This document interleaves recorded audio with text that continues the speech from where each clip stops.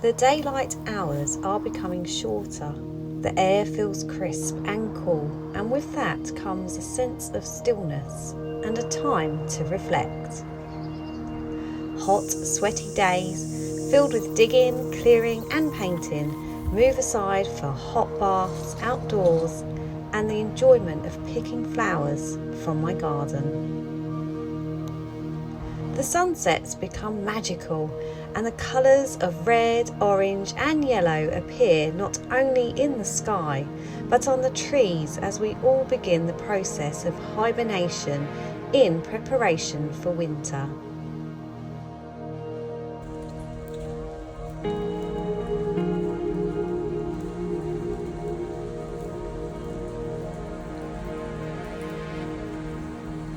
What an incredible world we live in, where the seasons teach us how to move with nature. Taking a rest on the dark, rainy days, waking to the early bird song in spring, and maybe socialising or moving your body more in the summer. The winter always makes me feel more creative as I spend more time at home, and for this season I couldn't wait to get started on a new project.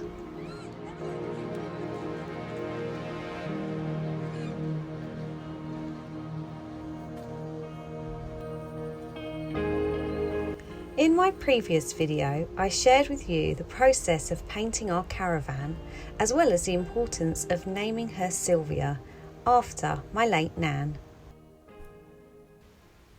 Sylvia was a master knitter, and as a child I would sit in admiration as she created garments in hours. She wouldn't even look at the needles as she watched her favourite TV shows, laughing so loud that she would fill the room with joy. Many years later, I still wear the jumper she made for me, and it is very sentimental. I love how we gain the most memories from items like these that are passed down, or special times spent with people. As the dark, cold nights appear, I reach for projects I can create inside. I decided it was time to knit my very first jumper and bought a pattern and some chunky wool. I am heading back to the UK to finally visit my family after a very long 4 years. My mum is also an incredible knitter, and I wanted to make this garment with her. I loved the idea of creating a memory of time spent together into something I can treasure forever. I finished at a point where I got completely confused, so it was then packed in my suitcase, ready to take to the UK and continue with my mum. I believe it's never too late to learn, and there is so much to learn from making mistakes, and with that, the ability to be patient. We all need a reminder to remove the state of perfection from the start. Not one person steps into this world with the ability to have the answers or create. It's a long process of persistence and passion, and even those who seem as if they have it all figured out are also making mistakes and learning from them. Our arrival into the UK was filled with tears of joy, and we spent the first few weeks exploring. Our first stop was Rye on the south coast, and then into the Cotswolds, where the Jubilee celebration started. Today, in our nation, and throughout the Commonwealth,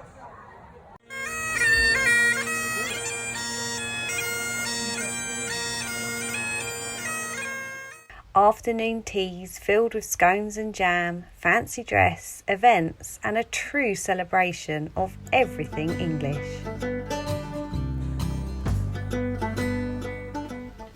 We headed to London for an overnight stay. First on the list was a skyline view of the city.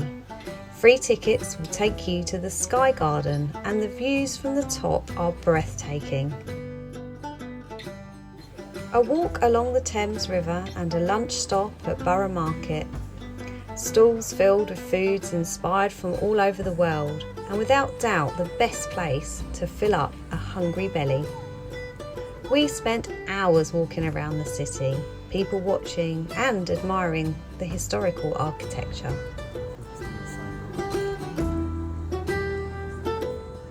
We ended the day with sore feet and a well-deserved cocktail or two in one of London's many secret bars. The next day was a walk around Notting Hill and Portobello Market. I love the vibrancy and quirky shops, and it has always been a favourite street of mine. I couldn't resist a visit into the many vintage shops and found a couple of pieces for an incredible price. I get so much more enjoyment from finding second-hand bargains than an expensive item that has no story to tell.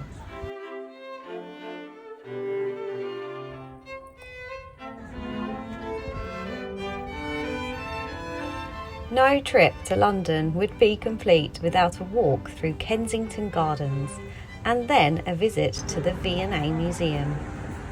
I have spent many of my student days in this spectacular museum. I would walk the halls with my sketch pad, taking inspiration for my artwork projects.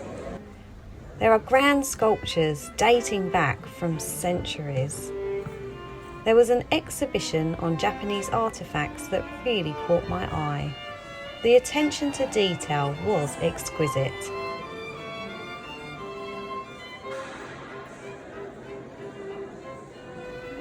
My next stop was a wander through the Buddhist statues, and I have always been called to the Buddhist practices.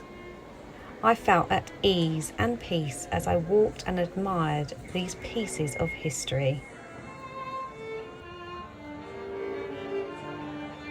Next followed the Fashion Through the Decades exhibition, and it made me wish I could hop in a time machine.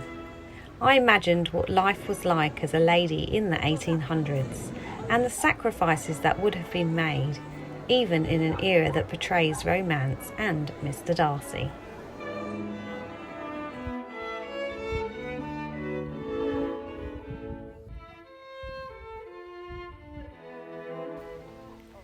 Back home in the UK, it was time to start knitting and enlist the help of my mum.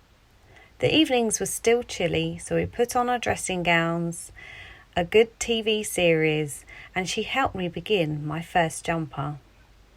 We chatted and laughed as we reminisced and weaved those memories into the wool. The time creating together, connecting where every thread will be able to tell a story. I love how these once dying arts have made a comeback. We are encouraged to be mindful about where our products and clothes we wear come from, to also appreciate the work that is put into everything we see in our homes, including what we wear. Traditions are so important to learn, and it's something we can all share.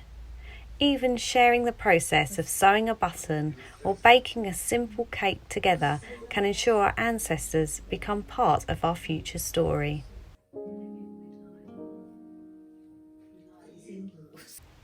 Recent research shows that many knitters already know in their hearts knitting has a measurable effect on calming anxiety and relieving stress. In one international survey, a strong connection was revealed between knitting and feelings of calm and happiness.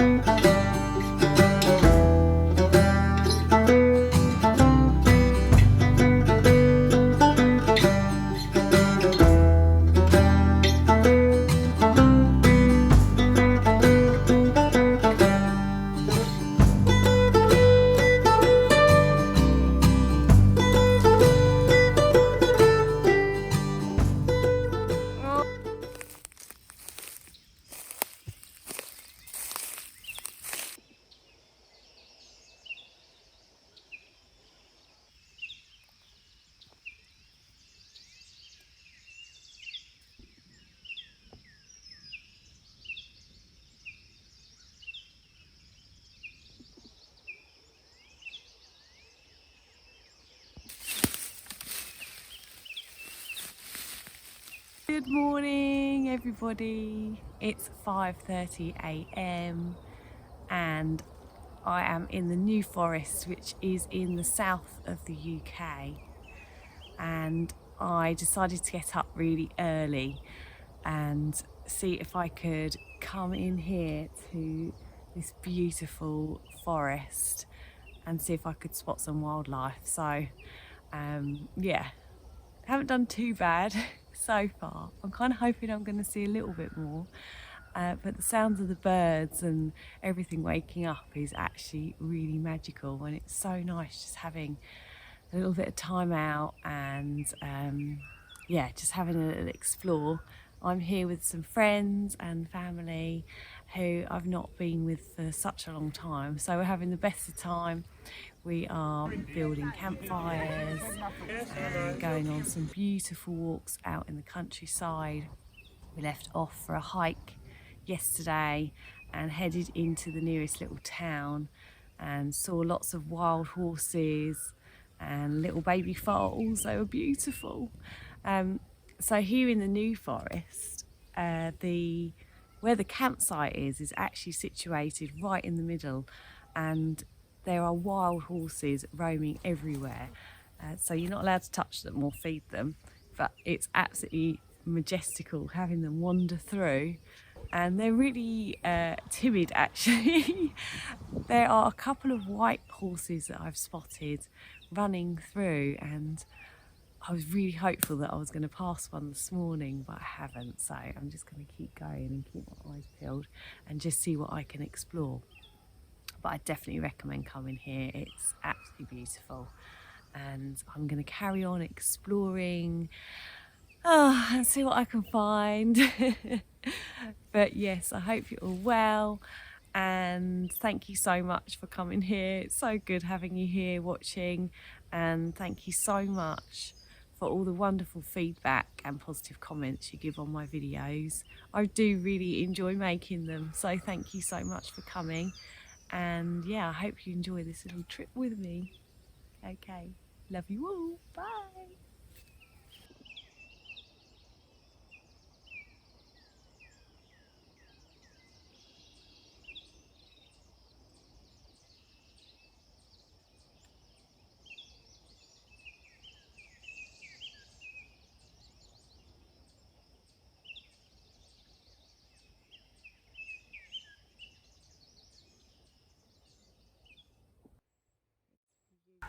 We moved away from the New Zealand winter, and the spring turned to summer in the UK. The weeks passed and we continued to visit family, friends, and enjoy the English countryside. In between that time, I continued knitting and gaining knowledge through my mum.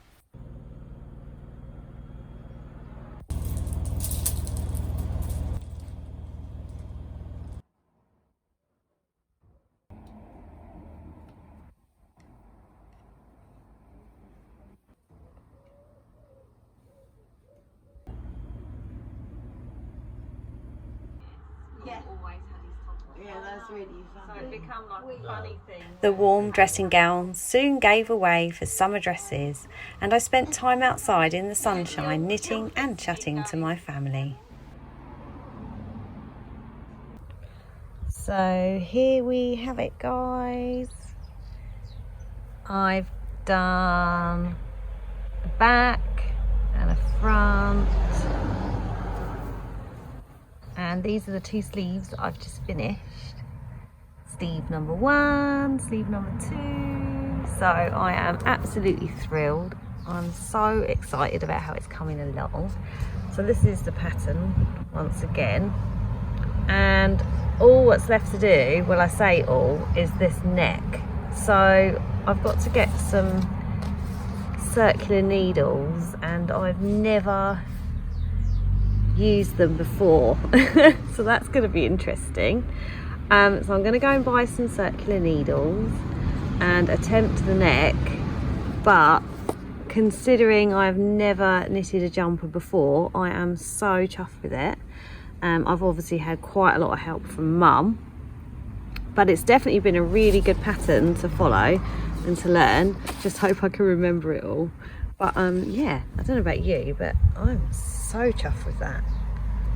And I absolutely love the colour. I've had quite a lot of compliments on the colour. But yeah, so it's all coming along. So just on to the next phase now of getting the circular needles, knitting the neck, and then putting it together.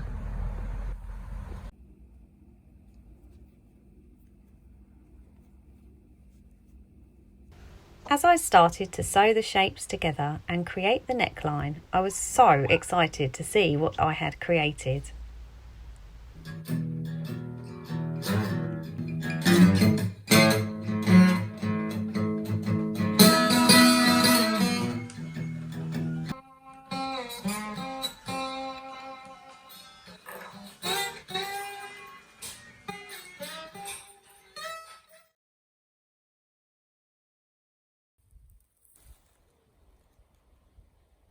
Here it is! What do you think? I absolutely love it. I think it is just perfect. It fits really well, and I love how, I don't know, I'm so proud of the seams and the neckline, and I'm glad I made it a little bit shorter, and I think I am going to treasure this forever. So I'm so pleased. I'll show you the back. And it is really warm and snuggly. The sleeves fit perfect, and I absolutely love it. It meant so much to me to be able to make this with my mum. The hours it took to knit every inch, the conversations and the meaning behind it. A garment that I can wear and be proud of, and a story to share forever together. A bond like no other. This is the importance of human connection and creating pieces together, just as our ancestors did.